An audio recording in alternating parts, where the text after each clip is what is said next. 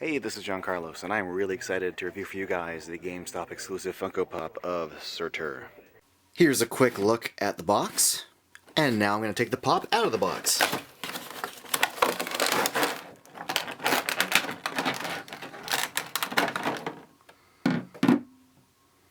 This is one tall-ass pop. It comes in at just under 5 3/4 of an inch, which makes it an almost deluxe 6-inch pop, and it's got such a great design. It's got a bigger body than we're used to, but a normal-sized pop head with just a taller sort of helmet piece. The details on the body are freaking awesome. First of all, it's all sculpted in like cheesy, kind of cartoony, fiery design, and that's great. I mean, that would be great on its own, but then they've also kind of added the paint of his skeletal structure over it, which is awesome, because when I first heard that they were even doing this pop, I thought, well, that's an interesting pop to make.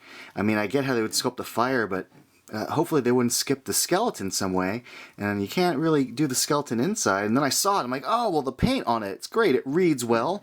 It reads very cartoony, but, you know, that's kind of what pops are. Like, by design, it's very simple. You can see, like, the paint on his feet and on his legs, as I just described the things you're looking at.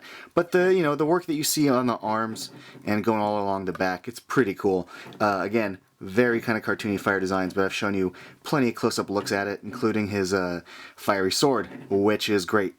But the head is where this thing rocks. The design of his little front head mask thing, the skull of it, looks great. I like the fire on the back of the head. I like the fact that it's not all just one tone. We get sort of a lighter, almost yellow at the top. It kind of fades to a darker orange. Same thing with his arms and legs. So really, really kind of cool design there. And then also the design of his little helmet mask thing looks good. All the little nicks in it. The little thing that goes over his brow. It's awesome. Another thing that's kind of awesome about this is based on like where you put it and how you decide you might want to light it, light really reads good when it kind of comes through it.